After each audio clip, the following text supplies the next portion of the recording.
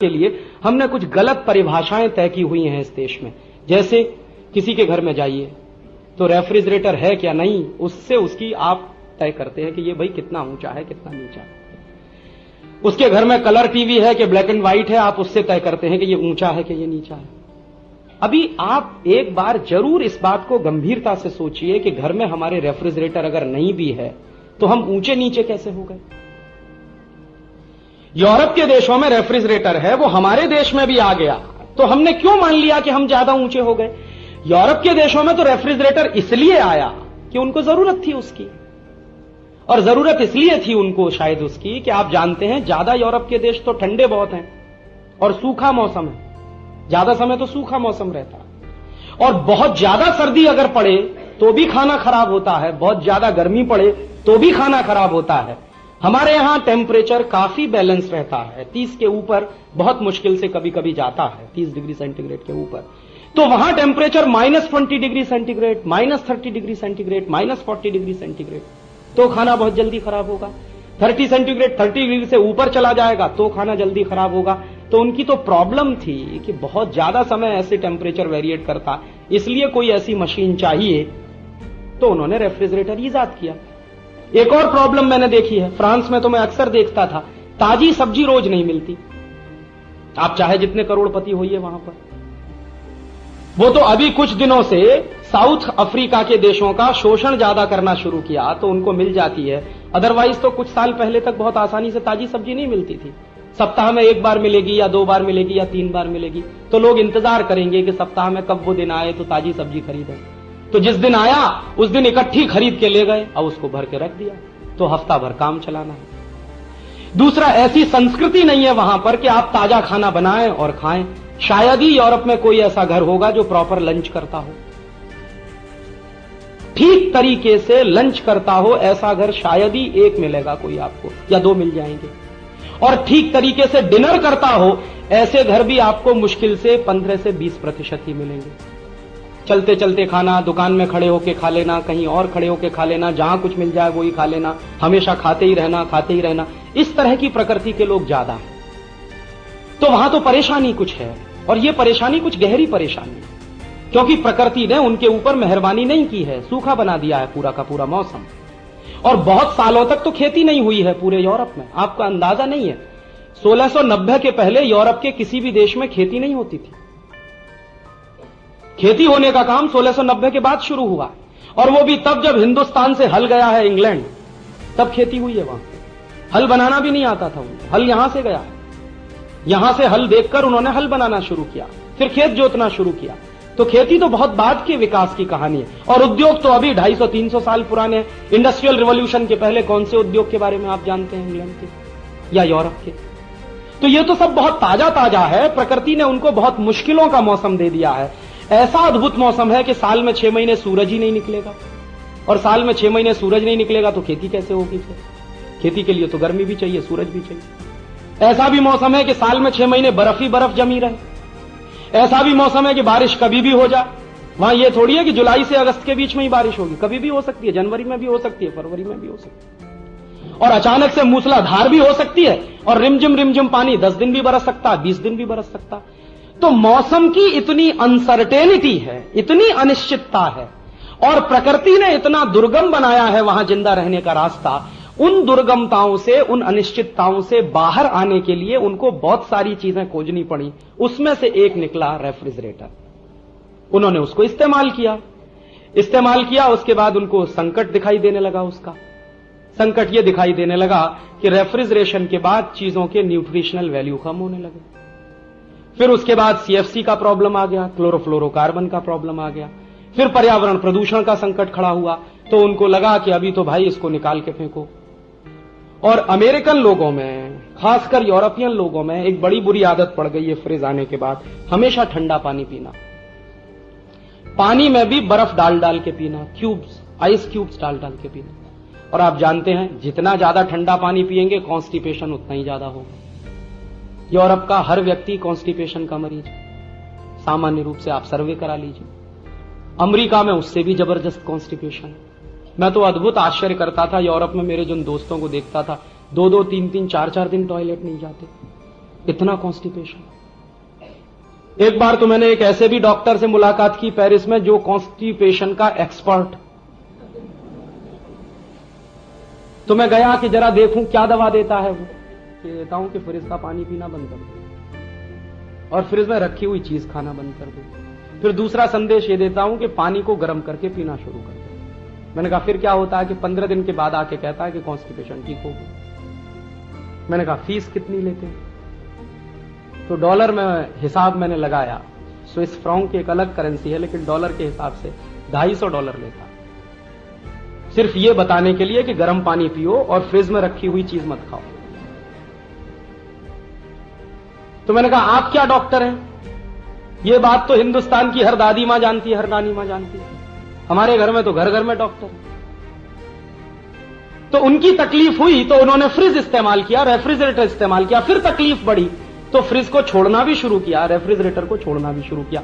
अब जब छोड़ना शुरू किया तो संकट हुआ कि इसको कहां ले जाएं। तो किसी बेवकूफ ने बता दिया कि भारत में ले जाओ, क्योंकि मानसिक दरिद्रता के लोग यहीं बहुत ज्यादा रहते हैं। तो आ गया वो यहां पे फ्रिज। अभी जब शुरू शुरू में फ्रिज आया था तो उसका किस्सा ये था कि सरकार ने ये कहा था कि ये सिर्फ हॉस्पिटल्स में रखा जाएगा। तर्क उसका यह था कि दवाएं कभी कभी ज्यादा टेम्परेचर पे खराब हो जाती हैं और आंखों से संबंधित कुछ आई ड्रॉप्स ऐसे होते हैं जो निश्चित रूप से धूप बढ़ने पर, गर्मी बढ़ने पर खराब हो जाते हैं, तो इनको रखने का काम फ्रिज करेगा। तो बात वहां तक तो ठीक थी। उसके बाद दुष्चक्र यह हुआ कि जो कंपनी लेके आई उसको लगा कि भारत में तो बहुत बड़ा मार्केट है, तो उन्होंने एडवर्टीजमेंट करना शुरू किया। एडवर्टीजमेंट क्या आया कि रेफ्रिजरेटर बहुत क्वालिटी प्रोडक्ट है, जिनके घर में नहीं वो घर बहुत नीचा।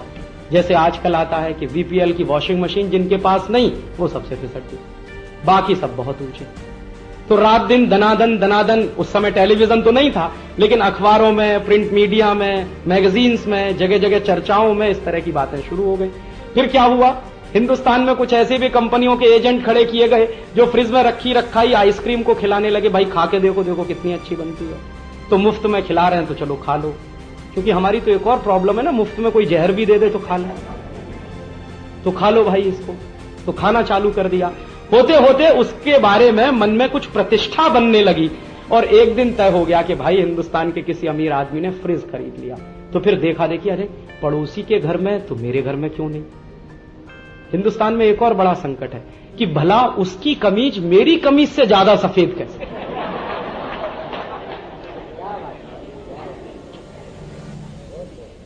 पूरा देश इसी में बर्बाद हुआ कि भला उसकी कमीज मेरी कमीज से ज्यादा सफेद है। फंस गए चक्कर में कि अभी उनके घर में तो मेरे घर में क्यों नहीं। और उसके तरीके क्या हैं? उसके तरीके ये हैं कि एक दो बार उसमें से जमी हुई बर्फ ले आए तो फिर कह रहे बार बार जाने में शर्म आती है, क्यों नहीं अपने घर में ले लेते। मैं मेरे घर का किस्सा सुना रहा हूं आपको, ये किसी और के घर। मेरी मां कह रही है मेरे पिताजी से रोज पड़ोसी के घर में जाना पड़ता है बर्फ लेने के लिए, आप क्यों नहीं ले लेते इसको।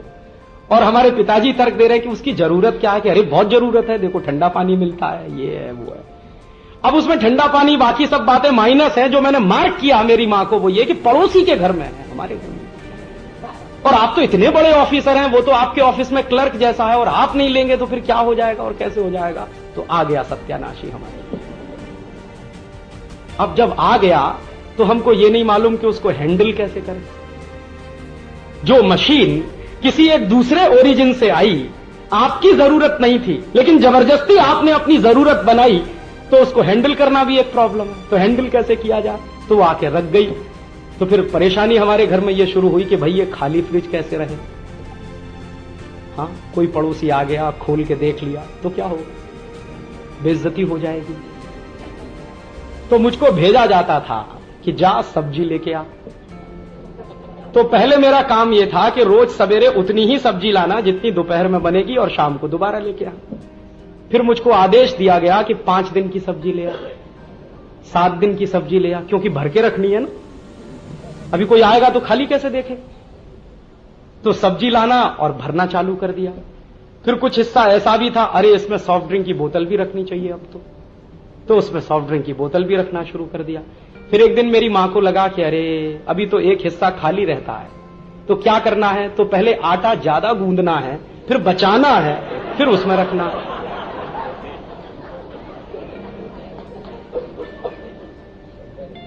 हां, पहले आटा उतना ही गूंदा जाता था जितना खाने के लिए जरूरी था, फिर जबरदस्ती ज्यादा गूंदा जाने लगा और बचा के रखा जाने लगा। एक दिन मैंने प्रश्न पूछा कि इसकी जरूरत, उन्होंने कहा बार बार गूंदने में तकलीफ होती है, तू करके देख। तो मैं भाई चुप हो गया। मैंने कहा मुझे तो आता नहीं, अभी मां ने कह दिया कि तू करके देख, तो मामला तो उल्टा हो गया। तो मैं तो चुपचाप देखता रहा, लेकिन ऑब्जर्व करता रहा कि ये हो क्या रहा है हमारे घर। फिर ऐसा भी होने लगा कि हमारे घर में कोई अतिथि आया तो मैं माटले से पानी, अरे माटले से पानी ले जा। तो मैंने कहा माटले का पानी ठंडा तो कि नहीं, अभी फ्रिज में से निकाल के ले। तो मैंने फ्रिज में से बोतल निकाली, गिलास में डाली। अरे बेवकूफ, बोतल को गिलास में क्यों लेना, बोतल लेके जा सीधे। क्यों भाई? ताकि पता चले कि हमारे घर में फ्रिज है।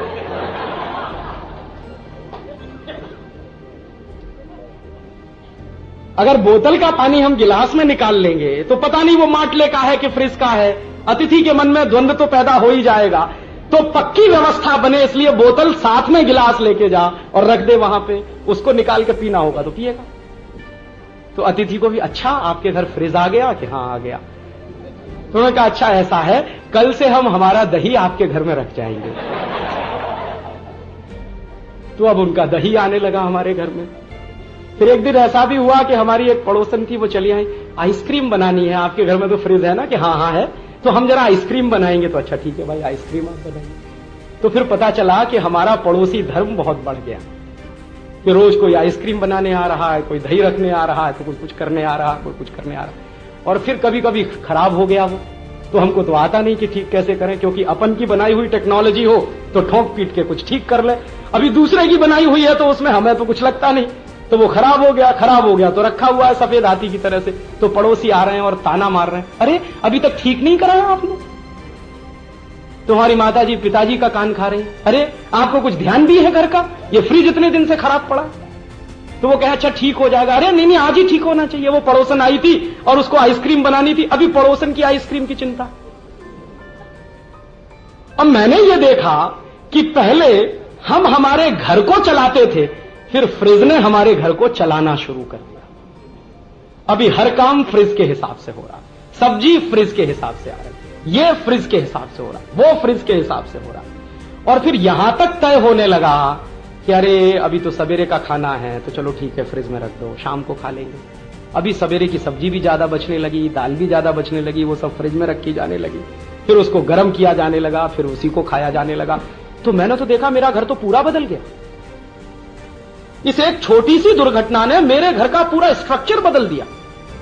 मुझे मेरे बचपन का याद है कि मां के पास बैठ के गरम गरम खाना खाने को मिलता था। अभी तो वो होश नहीं है, अभी तो 2 दिन का भी ठंडा मिल सकता है, 3 दिन का भी मिल सकता है, रखा हुआ है, क्योंकि वो तो खत्म करना ही है।